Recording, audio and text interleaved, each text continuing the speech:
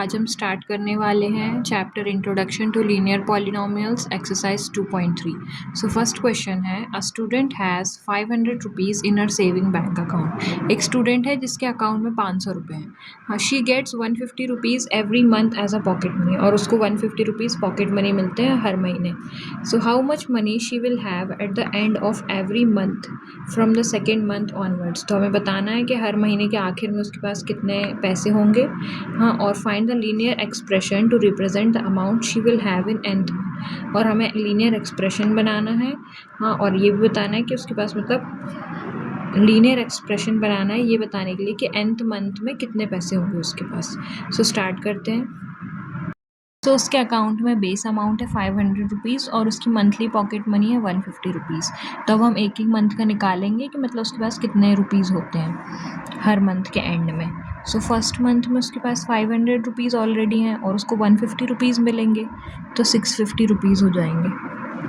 फिर second month में फिर उसको 500 रुपीज़ तो उसके पास पहले से हैं और 150 भी पहले से हैं और उसको अब और 150 मिल जाएंगे। पर अब हम इसको ऐसे क्यों लिखें, अब हम इसको ऐसे भी तो लिख सकते हैं कि 500 प्लस 150 इंटू 2, इसका भी तो सेम ही मतलब होगा। और फिर थर्ड मंथ में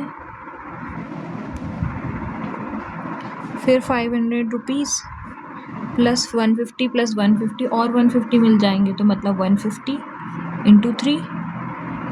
सिमिलरली फोर्थ मंथ में 150 इंटू 4 हो जाएगा।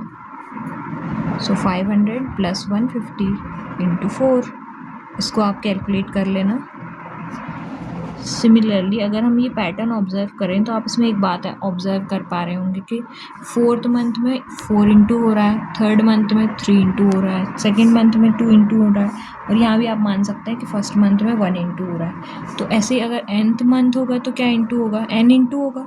सो 500 प्लस 150 इंटू n। अब हम इसको एक स्टैंडर्ड फॉर्म में लिखेंगे इक्वेशन को। सो स्टैंडर्ड फॉर्म के हिसाब से जो अगर वेरिएबल होता है तो वेरिएबल वाला टर्म पहले आता है, ठीक है। अब इस n को देख के आप कंफ्यूज मत हो ना, यहाँ पे n में हम कोई सा भी मंथ रख सकते हैं। जैसे 50th मंथ में कितने पैसे हो जाएंगे उसके पास, या 20वें महीने में कितने हो जाएंगे, या 15th मंथ में कितने हो जाएंगे, हम कुछ भी निकाल सकते हैं यहाँ n में वैल्यू रख के। सो यही है हमारी लीनियर इक्वेशन।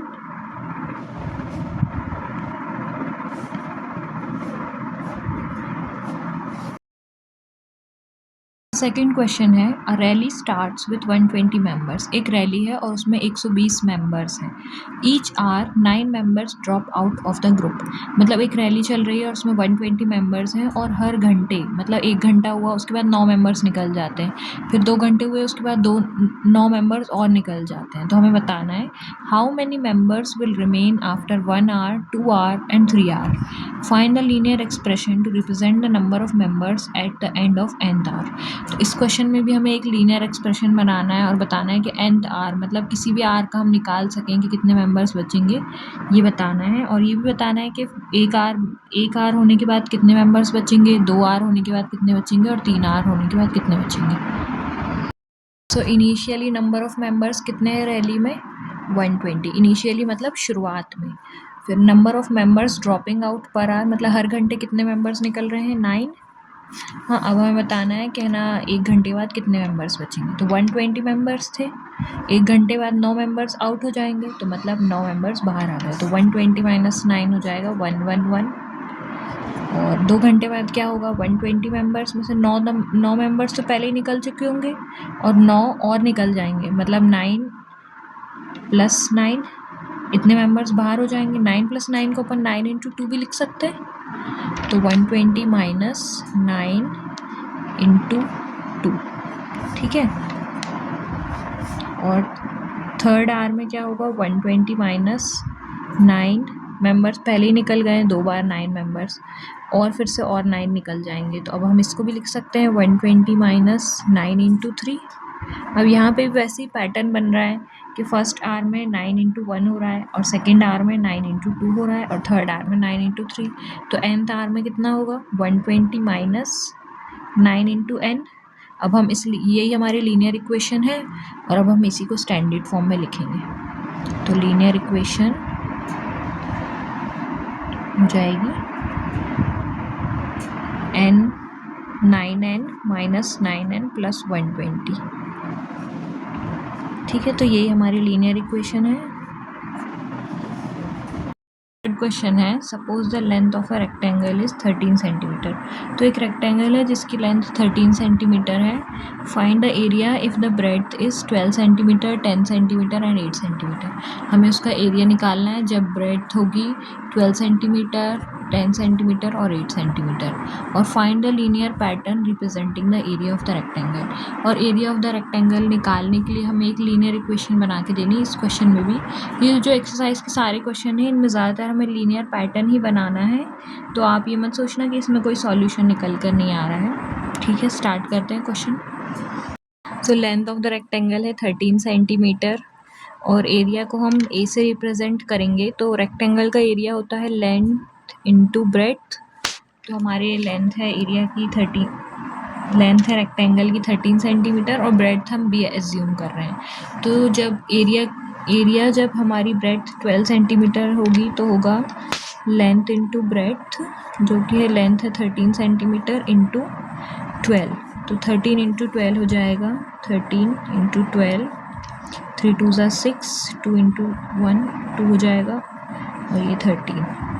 सो लेंथ हो जाएगी हमारी, तो एरिया हो जाएगा हमारा 156। फिर सेकेंड पार्ट में जब हमारी ब्रेड्थ होगी 10 सेंटीमीटर तब एरिया हो जाएगा 13 into 10, that means 130 centimetre square. यहाँ पे भी 13 सेंटीमीटर स्क्वायर आएगा क्योंकि ये एरिया है। जब हमारी ब्रेड्थ होगी 8 सेंटीमीटर तब एरिया हो जाएगा, ये थर्ड पार्ट है, 13 इंटू 8 दैट इज़ 3 8 ज़ा 24, 104 सेंटीमीटर स्क्वायर। अब हमें इसमें लीनियर पैटर्न बताना है, तो लीनियर पैटर्न हो जाएगा एरिया, कुछ नहीं हो रहा है यहाँ पे, जो 13 सेंटीमीटर एरिया होता है लेंथ इंटू ब्रेड्थ, और हमारी हर बार लेंथ है 13 सेंटीमीटर और ब्रेड्थ को हमने बी एज्यूम करा है, तो a is equals to 13 into b. ये हमारी लीनियर इक्वेशन हो जाएगी।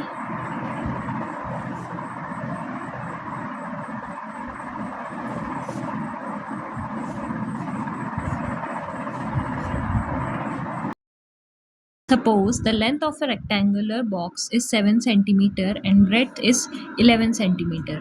Find the volume if the height is 5 centimeter, 9 centimeter and 13 centimeter.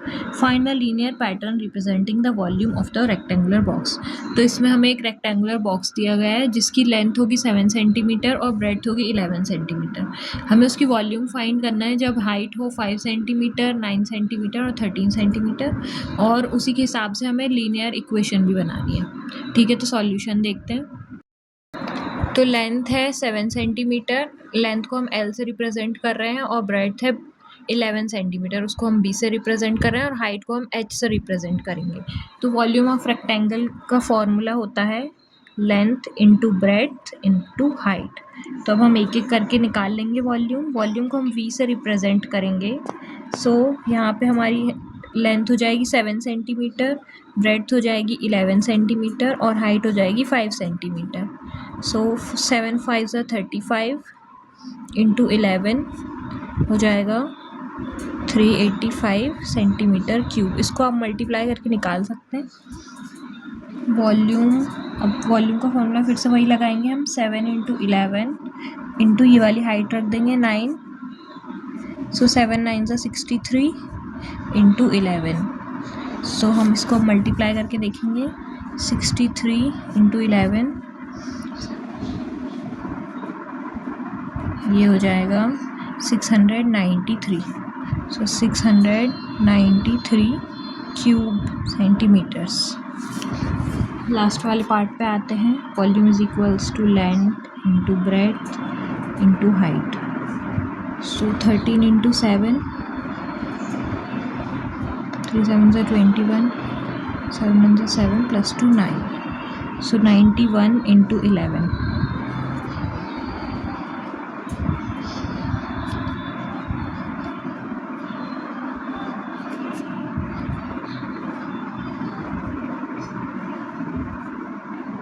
सो हमारी वॉल्यूम आ जाएगी 1001 सेंटीमीटर क्यूब। अब हम इसमें एक पैटर्न ऑब्जर्व कर रहे हैं कि जब भी वॉल्यूम हम निकाल रहे हैं तो 7 × 11 हो रहा है और बार बार सिर्फ हाइट चेंज हो रही है। वॉल्यूम निकालने के लिए हमारी इक्वेशन बार बार हम क्या कर रहे थे, 7 × 11 कर रहे थे और बार बार सिर्फ हाइट ही लिख रहे थे। तो इसका मतलब हमारी इक्वेशन क्या हो सकती है, 7 × 11 77 × h। यही हमारी लीनियर इक्वेशन होगी। ठीक है। क्वेश्चन है, Sarita is reading a book of 500 pages. So Sarita एक बुक रीड कर रही है जिसमें 500 पेजेस हैं total. She reads 20 pages every day, मतलब वो एक दिन में 20 पेज रीड कर लेती है। How many pages will be left after 15 days. तो इसमें पूछा है कि 15 दिन बाद, जब वो 15 दिन तक बुक रीड करेगी तो उसके बाद कितने पेजेस बचेंगे। तो ये निकालने के लिए हम सबसे पहले ये निकालेंगे कि 15 दिन में वो कितने पेजेस रीड करेगी। हाँ, और उसके बाद उसको हम टोटल नंबर ऑफ पेजेस जो कि 500 है उससे माइनस कर देंगे तो हमें पता चल जाएगा कि कितने पेजेस बचेंगे। और हमें लीनियर इक्वेशन भी बतानी है, express this as a linear pattern, और हमें इसकी ये नंबर ऑफ पेजेस कितने लेफ्ट रहेंगे उसकी लीनियर इक्वेशन भी बतानी है। ठीक है, तो सॉल्यूशन देखते हैं। तो total number of pages in book है 500 और एक दिन में वो 20 पेज रीड करती है और हमें पहले 15 डेज़ का बताना है। तो 15 डेज़ में उसने कितने पेज रीड करे, तो ये निकालने के लिए हम अगर एक दिन में 20 पेज रीड कर रही है तो 15 डेज़ में कितने करेगी, 20 × 15 जो कि हो जाएगा 300 पेजेस। अब हम निकाल सकते हैं कि 15 दिन बाद कितने पेजेस बचेंगे। जब 300 पेजेस करें 15 दिन में रीड तो उसमें से हम माइनस कर देंगे टोटल में से, तो बाकी कितने पेजेस बचे, 200। सो 200 पेजेस बचे। अब हमें इक्वेशन बताना है बनाकर कि है ना कितने, मतलब निकाल सके ताकि हम बार बार के ना कितने दिन में कितने पेजेस बचेंगे। जैसे कि 10 दिन हो गए तब कितने पेजेस बचेंगे बुक में। हाँ, तो अभी हम है ना यहाँ पे एक वेरिएबल जैसे ले रहे हैं डी है, नंबर ऑफ डेज़ को रिप्रेजेंट करेगा। तो अब हम इससे इक्वेशन निकालते हैं। तो सबसे पहले हमने क्वेश्चन में किया क्या था, जो हमारे नंबर ऑफ पेजेस निकाले थे पहले हमने कि कितने डेज़ में कितने पेजेस हो रहे हैं। तो जैसे कि 15 दिन में 15 दिन का निकालने के लिए हमने क्या किया था, 20 × 15। तो अब हमें डी डेज़ का निकालना है तो हम क्या करेंगे, 20 × डी। तो सबसे पहले हम लिखेंगे 20 × डी और फिर हमने जैसे ही हमें पता चल गया था कि 15 दिन में कितने पेजेस पढ़ रही है वो 300। हाँ, तो फिर हमको निकालना था कितने बचेंगे। तो हमने क्या करा था, टोटल में से 300 को माइनस कर दिया था। तो ये आ गया हमारा डी डेज़ में कितने पढ़े उसने। हाँ, और अब हम इसको 500 से माइनस कर देंगे। तो यही हमारी लीनियर इक्वेशन रहेगी।